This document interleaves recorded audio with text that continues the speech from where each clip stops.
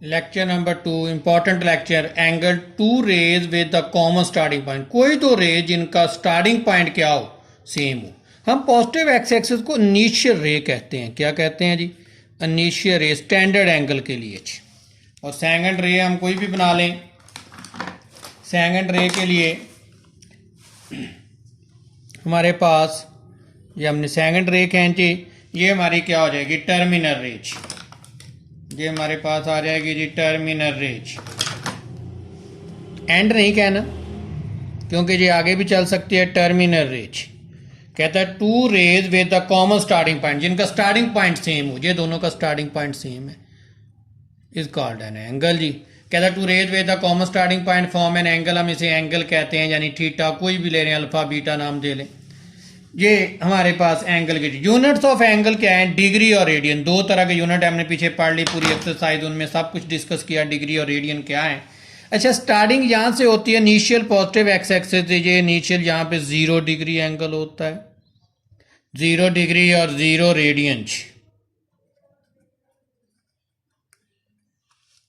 फिर यहाँ पे आगे 90 डिग्री आ जाता है। 90 में 90 और ऐड करें तो यहाँ पे क्या हो जाता है? 180 डिग्री। 180 में 90 ऐड करें तो 270 डिग्री। 360 डिग्री 90 में ऐड करें तो टोटल सर्कल 360 डिग्री का होता है जी। अब ये मैंने जब आपके सर्कल का एक्स एक्सिस या वाई एक्सिस लाइनें खींची तो सर्कल 4 हिस्सों में कन्वर्ट हो गया था, जिसमें हमने first quadrant, second quadrant, third quadrant, fourth quadrant. जब हमने एक्स एक्सिस और वाई एक्सिस की लाइनें खींची तो सर्कल 4 हिस्सों में कन्वर्ट हो गया। First quadrant, second quadrant, third quadrant, fourth quadrant जी। अब हमने ये पिछले अभी लेक्चर में पढ़ा कि X for cos, Y for sine. हमने पढ़ा X is equal to R cos of theta, Y is equal to R sine theta. X mean cos, Y mean sine होता है। तो जो है मैंने एक्स पॉजिटिव, वाई नेगेटिव, इधर फिर वाई पॉजिटिव और वाई नेगेटिव, ये लाइनें आपकी बन गई। अगर X positive mean cos positive, Y positive mean sine positive, X negative mean cos negative, Y negative mean sine negative. First quadrant में कॉज और साइन दोनों पॉजिटिव होते हैं जी। या एंगल के हिसाब से अब इसके डिस्कस करें इन क्वाड्रेंट को तो ये 0 डिग्री, 0 डिग्री के बाद ये 90 डिग्री, 90 और ऐड किया तो 180 डिग्री, 180 में 90 ऐड किया तो 270 डिग्री, 270 में 90 ऐड किया तो 360 डिग्री। टोटल सर्कल 360 डिग्री का होता है जी। टोटल एंगल कितना होता है? इसका मतलब फर्स्ट क्वाड्रेंट है 0 to 90, second quadrant 90 to 180, third quadrant 90 to 270 और फोर्थ क्वाड्रेंट आपका जी 270 to 360 डिग्री है जी। अब यहाँ पे ख्याल करें कि हमारे पास डिग्री और रेडियन के हिसाब से वैल्यू पहले बनाना सीख लें। डिग्री और रेडियन के हिसाब से कैसे बनती हैं, ये क्या है जी? अच्छा, एक हमने एक बात पढ़ी हुई है, the Y coordinate, the values of Y coordinate, the values of y coordinates are always 0. The values of y coordinate always 0 on x axis. x axis पे हमेशा आपका y की वैल्यू 0 होती है, याद रहे। the value of y coordinate always 0 on the x axis, यानी x axis पे y हमेशा 0 होता है। इसी तरह दूसरा पॉइंट इसका, दूसरे पॉइंट के हिसाब से देखते हैं, the values of X coordinates are always 0 on Y axis. Y axis पे हमेशा x 0 होता है। याद रहे कि आपके एक्स एक्सिस पे हमेशा साइन 0 और वाई एक्सिस पे हमेशा कॉस 0 हुआ करता है। मीन अगर मैं यहाँ पे 0 डिग्री पे एंगल देखना चाहूँ तो 0 डिग्री पे एंगल देखें, कॉस 0 डिग्री और साइन 0 डिग्री। ये एक्स एक्सिस है ना, एक्स फॉर कॉज, एक्स की वैल्यू तो होगी मीन 1, लेकिन साइन व एक्स एक्सिस पे क्या होगा? जीरो हो जाए, यानी याद रखिए cos 0 1 sin 0 0 होता है। एक्स एक्सिस पे साइन ने हमेशा जीरो होना है क्योंकि एक्स फॉर कॉज है, कॉज की तो वैल्यू हुई वो मैक्सिमम वैल्यू 1 होती है, वो मैंने लिख दी, साइन 0 0 होता है। आगे आगे वाई एक्सिस पे, जब हम वाई एक्सिस पे आए तो कॉज 90 डिग्री साइन 90 डिग्री।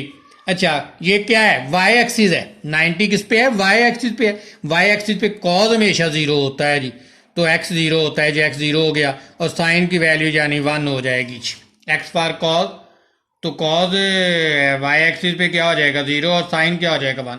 फिर आ जाते हैं एक्स एक्सिस पे, कॉज 180 डिग्री साइन 180 डिग्री।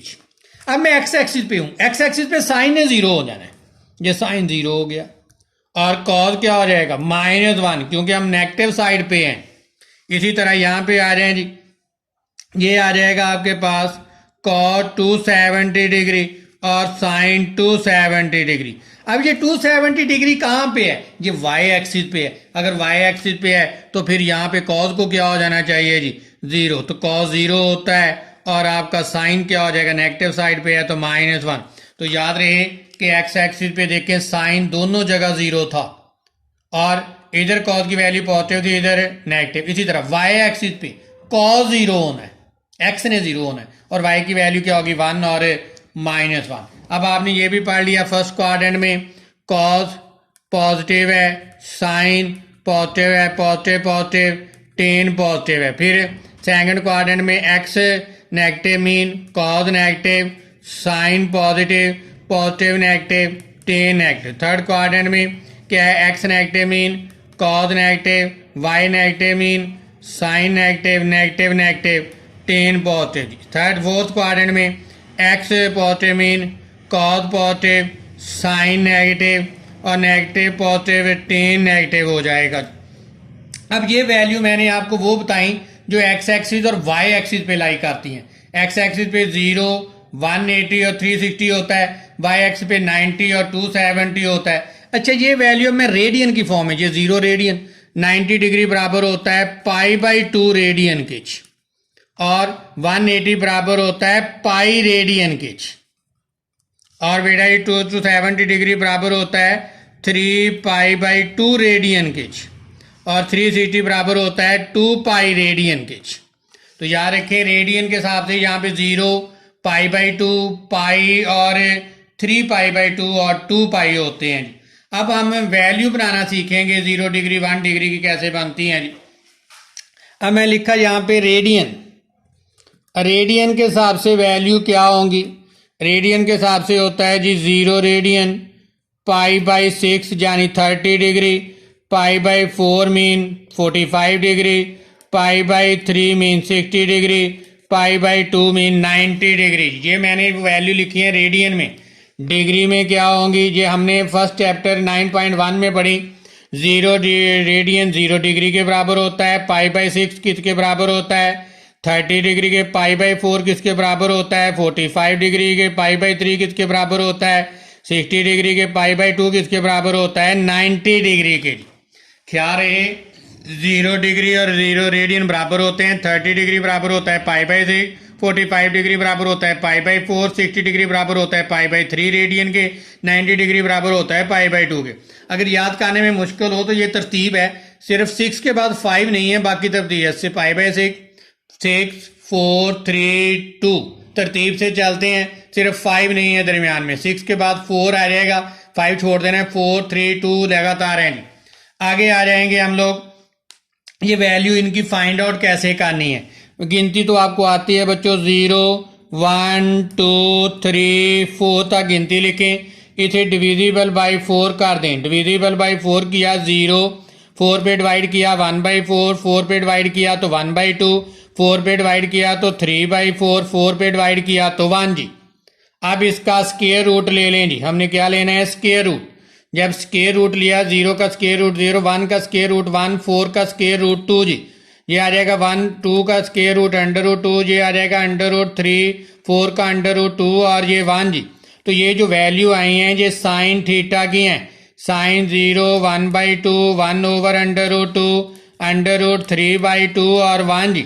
याद रखें साइन 0 डिग्री पे 0 होता है, 30 डिग्री पे 1/2, 45 डिग्री पे 1/√2, 60 डिग्री पे √3/2 और 90 डिग्री पे 1 होता है। अब साइन और कॉज एक दूसरे के उलट है। साइन और कॉज एक दूसरे के उलट क्यों है?